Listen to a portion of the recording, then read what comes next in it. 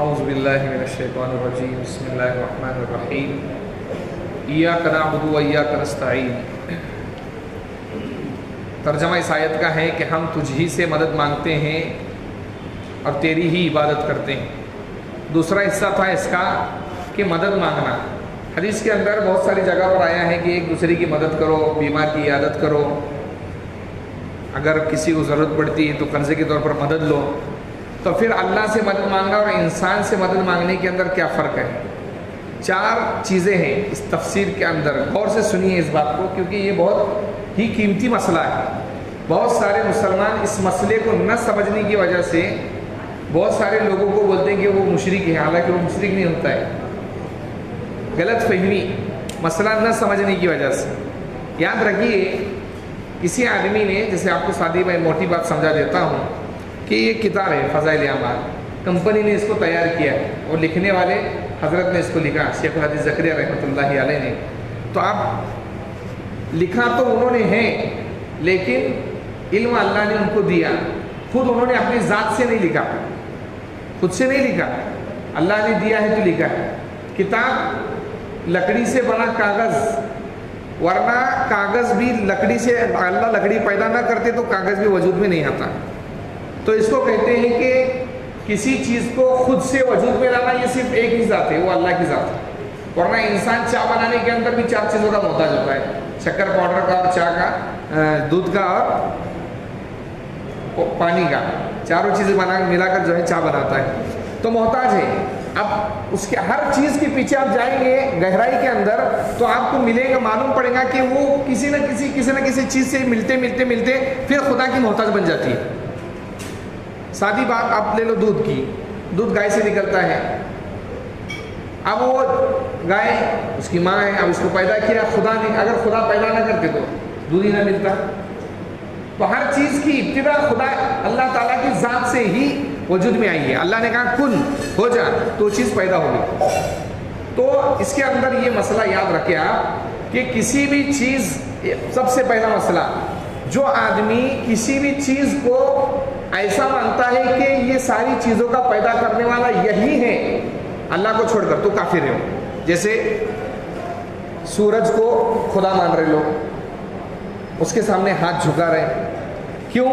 تو بولے وہ روشنی دیتا ہے ہمارے کو، اور وہ آتا ہے تو پیڑ اور پودے اگتے ہیں، جبکہ اگر زیادہ روشنی پڑی تو ہم کو روزہ لگ گیا تھا آج، تو ایسی حالت ہو جائیں گی، جل جائیں گے سارے درخت، تو کیا؟ تو پھر خدا کس کام کا ہے جو نقصان دے دے؟ تو ان لوگوں نے اس چیز کو ہی خدا مان لیا کہ یہی چیز جو ہے روشنی پیدا کرتی ہے، ورنہ اللہ کہتے کہ بھائی اس کی روشنی ہم نے دی ہے، ورنہ رات کے اندر پھر روشنی کہاں جاتی ہے؟ سورج رات کے اندر بھی رہتا ہے لیکن دکھتا نہیں ہے، رات کے اندر بھی سورج رہتا ہے لیکن ہمیں دکھائی نہیں دیتا، وہ خدا کی طاقت ہے جو اس کی روشنی کو چھین لیتا ہے۔ اور رات کے اندر جا کر خدا کے پیروں میں سجدہ کرتا ہے سورج، مغرب کے بعد جا کر، پھر اللہ اجازت دیتے صبح میں طلوع ہوتا ہے۔ جس دن خدا اجازت نہیں دے گا قیامت آئیں گی۔ تو کسی بھی چیز کو ایسا ماننا کہ وہ چیزوں کو وجود میں لاتا ہے، جیسے سورج کو مان لیا، پتھروں کو مان لیا، درختوں کو مان لیا، دریاؤں کو خدا مان لیا، لوگوں نے سمجھ لیا کہ یہی چیز ہمیں دیتی ہے۔ اب جس چیز میں فائدہ نظر آیا اس کو خدا بنا دیا لوگوں نے، آپ سمجھ رہے کہ بھائی بس یہی ہمیں فائدہ دینے والی ہے، تو پھر آدمی کافر ہو جائے گا۔ دوسرا یہ ہے، دیکھیے دوسری بات کہ لوگ اس کو نہیں مانتے کہ یہ خود سے پیدا نہیں کرتا، لیکن اللہ نے اس کو طاقت دی، اللہ نے اس کو طاقت دی، اس لیے یہ ہم کو دے رہا ہے۔ مکہ کے جو مشرکین تھے وہ اللہ کو مانتے تھے، مکہ کے مشرکین جو تھے وہ اللہ کو مانتے تھے، لیکن جو 360 بت خدا کے گھر کے اندر خانہ کعبہ میں رکھے تھے، ان کا عقیدہ کیا تھا کہ اللہ نے کسی کو بارش کا خدا بنایا، کسی کو آگ کا خدا بنایا، کسی کو کس کا خدا بنایا، تو وہ کیا سمجھتے تھے؟ اللہ نے اس کو اپنی تقسیم کر دی، خدا جیسے بادشاہ تقسیم کرتا ہے وزیروں کو، اب یہ ہمیں دیں گے، اب خدا سے مانگنے کی ضرورت نہیں۔ اس لیے قرآن کریم کے اندر کہا اللہ نے مَا نَعْبُدُهُمْ إِلَّا لِيُقَرِّبُونَا إِلَى اللَّهِ زُلْفَىٰ، مکہ کے مشرک کہتے ہیں کہ ہم ان کی عبادت اس لیے کرتے ہیں کہ خدا کے قریب ہو جائے، حالانکہ عبادت ڈائریکٹ خدا کی کرنی چاہیے تھی، لیکن کس کی کر رہے ہیں؟ وہ چھوٹے چھوٹے بات۔ آپ عجیب بات عجیب بات ہے، مکہ کے مشرکین جو تھے آٹا گوندنے کے بعد اس کا خدا بناتے تھے وہ، کہ سفر کے اندر کوئی حملہ نہ کرے، تو خدا کی پوجا کرتے تھے وہ، اور بھوک لگ گئی تو اسی آٹے کو کھاتے تھے وہ۔ عجیب خدا تھا، اسی خدا کو کھا لیا، کتابوں میں لکھا ہے سیرت کی۔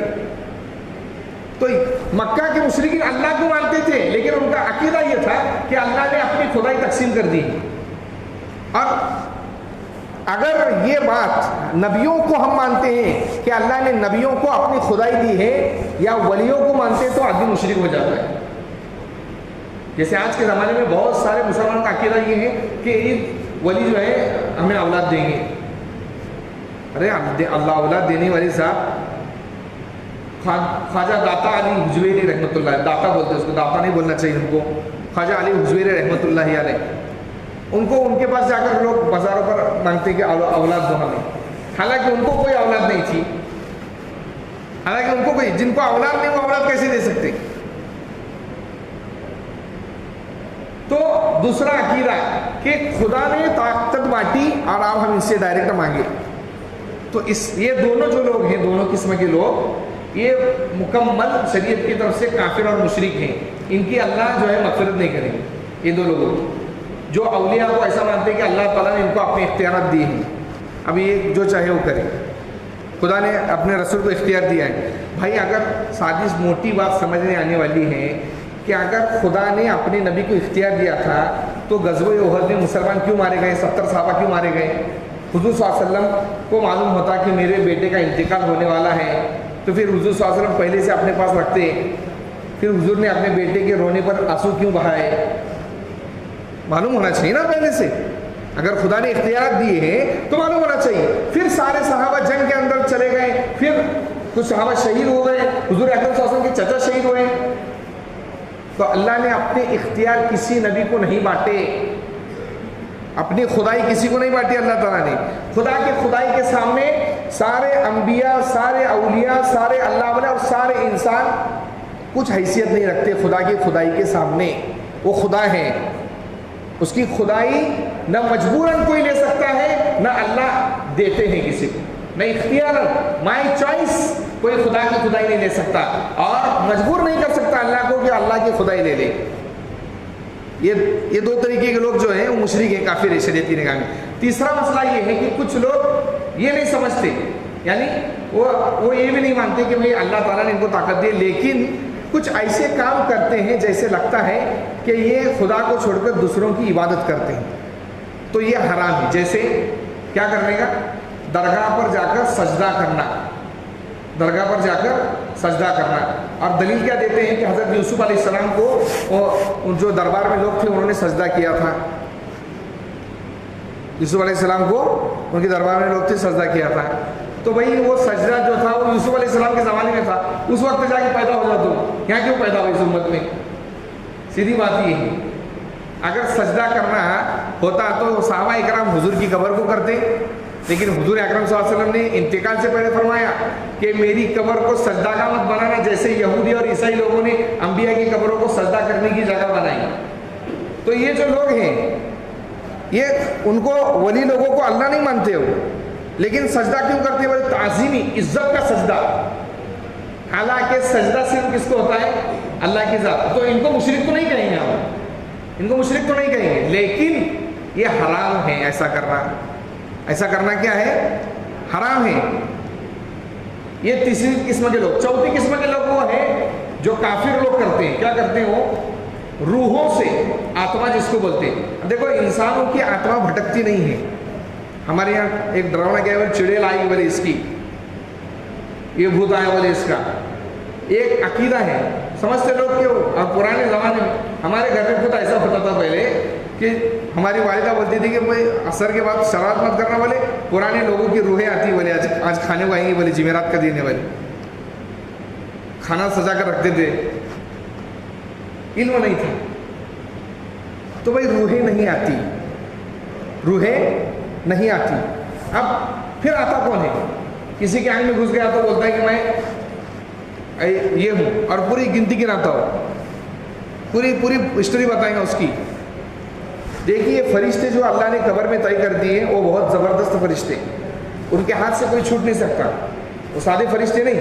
اگر وہ جنت میں قبر کے اندر جنت کی ہوا آ رہی ہے تو یہاں کی گرمی کی ہوا کہیں کو لینے آئے گا؟ سادی بات ہے، سمجھ میں آ رہی بات؟ اور اگر وہاں پر پھٹکے پڑ رہے ہیں قبر کے اندر مردے کو، تو پھر وہ فرشتوں کے عذاب سے چھوٹ سکتا ہے؟ نہیں چھوٹ سکتا۔ فرشتوں کی طاقت اللہ تعالیٰ نے انسانوں سے جناتوں سے کئی زیادہ دے رکھی، تو وہاں سے چھوٹے گا نہیں۔ پھر یہ کون آتا ہے؟ یہ جو ہے اللہ نے ہر انسان کے پیدا ہونے کے ساتھ ایک شیطان کو پیدا کیا ہے۔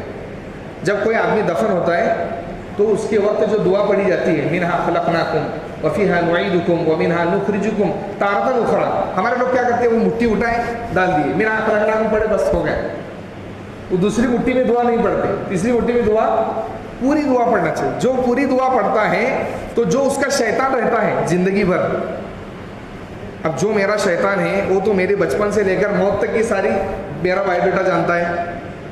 اگر کسی آدمی نے یہ دعا نہیں پڑھی دفن کرتے وقت تو وہ شیطان آزاد ہوتا ہے، اور جس نے دعا پڑھ کے دفن کر دی تو ان کے ساتھ کیا ہوتا ہے، دفن ہو جاتا ہے شیطان، پھر نہیں نکلتا۔ قریب کا واقعہ بتاتا ہوں، ہمارے پلوس میں مدرسے میں ایک استاذ ہیں، ان کے والد کا بھی انتقال ہو گیا، اللہ مغفرت فرمائے، والدہ کا بھی انتقال ہو گیا کرونا کے اندر۔ حافظ صاحب نے ان کے تعاون بھی کیا، ان کی جو ہے ڈیڈ باڈی وہاں پر پہنچائی، لیکن دونوں کا انتقال ہوا۔ 4 دن کے بعد ان کی عورت کے آنگ میں آئی ان کی ماں۔ کون آئی؟ مولانا کی ماں ان کی عورت کے آنگ میں آئی، اور دوسرے جو ایک مولانا وہ جنات نکالنے والے وہاں گئے۔ سوچیے اب میں جو بتا رہا ہوں کوئی حقیقت کا کوئی کہانی نہیں سنا رہا ہوں، حقیقت کا واقعہ سنا رہا ہوں جو میرے سامنے ہوا ہے۔ اب وہ کیا ہوا تھا، ان کی امی نے اپنی بینک پاس بک جو ہے کسی کے گھر میں رکھی تھی جب زندہ تھی تو، اور اس کے پاس کچھ پیسے بھی تھے، تو معلوم نہیں تھا مولانا کو۔ تو جیسے آنگ میں آیا وہ، ان کی ماں آئی، ان کی بیوی کے آنگ میں آئی، تو ان سے ایک سوال کیا، بولے وہ بک کدھر ہے؟ تو وہ اس نے برابر بتایا، وہ ماں نہیں تھی ان کی ماں کے ساتھ جو شیطان تھا نا زندگی بھر، اس نے بتایا برابر کیا ہوتا ہے، بولے وہ فلاں کے گھر میں رکھی ہوئی ہے اور اس کے پاس اتنے پیسے۔ تو مولانا نے پھر دعا دم کر کے اس کو بھگا دیا خبیث کو۔ تو مولانا نے جا کر جو اس کو پوچھا تو اس نے بولا ہاں اتنے پیسے ہیں، بولے برابر اتنے پیسے میرے پاس رکھے ہوئے اور بک بھی۔ تو دوسرے دن آ کے میرے کو بولے کہ مولانا ایسا تو مسئلہ ہوا۔ میں نے کہا مولانا ایک سوال چھوڑ دیا آپ نے۔ تو وہ کہا کیا؟ کہاں پوچھنا تھا کہ کورونا میں تم کو مارے گے تم مرے خود۔ تو افسوس کرنے لگے یہ مسئلہ، یہ جو مین پوائنٹ کا سوال تھا یہ میں نے چھوڑ دیا۔ تو انسان کے ساتھ جو خبیث شیطان زندگی اور بہکاتا رہتا ہے، اگر دعا نہیں پڑھی جاتی تو پھر وہ بھٹکتا ہے، اور انہی روحوں سے، انہی خبیث جناتوں سے کچھ لوگ مدد لیتے ہیں، تعاون لیتے ہیں۔ یہ بھی شرک ہے، یہ چوتھی قسم ہے۔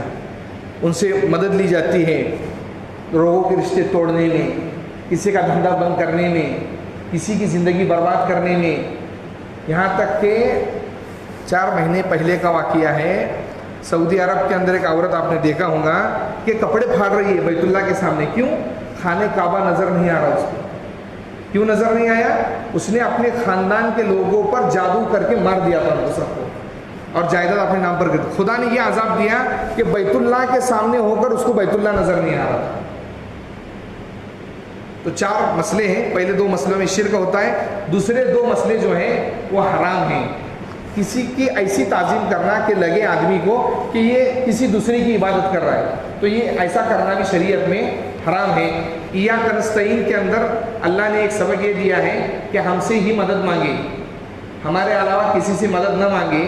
اب اس کے اندر جو انسان ایک دوسرے سے مدد مانگتا ہے وہ ذریعے کے طور پر مانگتا ہے، خدا سمجھ کر نہیں مانگتا۔ جیسے یہاں پر پانی کی بوتل رکھا ہے اور میں نے کہا کہ بھائی مجھے پانی کی بوتل دے دو، تو یہ خدا سمجھ کر نہیں مانگ رہا، یہ اس کو ذریعہ بنایا اللہ نے۔ جیسے نل سے پانی آ رہا ہے اور پانی لے رہے ہم، تو نل کی ہم عبادت نہیں کریں گے، کیوں؟ وہ نل کسی ٹنکی سے جڑا ہوا ہے، وہاں سے پانی آ رہا ہے، اور ٹنکی کے اندر بھی کسی اور جگہ سے پانی آ رہا ہے۔ سمجھ میں آ رہی بات؟ تو یہ ذریعہ ہے، इंसानों से जो मदद ली जाती है वो जरिए के जरिए ली जा सकती है। हाँ, अगर कोई इंसान किसी इंसान से मदद ले और ये समझे कि यही मेरी मदद करने वाला है और यही मेरा सब कुछ करने वाला है, तो फिर वो शिरक कर रहा है, उसको वसीला समझकर। इसलिए दुआओं के अंदर वसीला बनाकर, नबियों को, औलिया अल्लाह को वसीला बनाकर दुआ मांगना जायज़ है।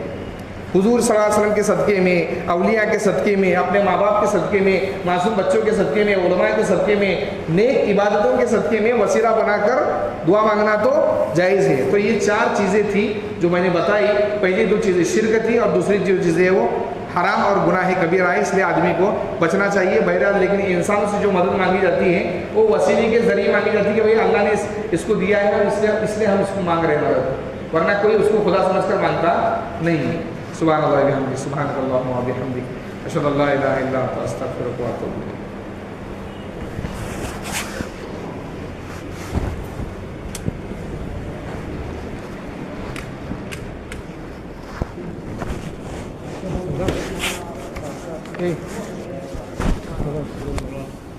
और क्या पानी भी देंगे?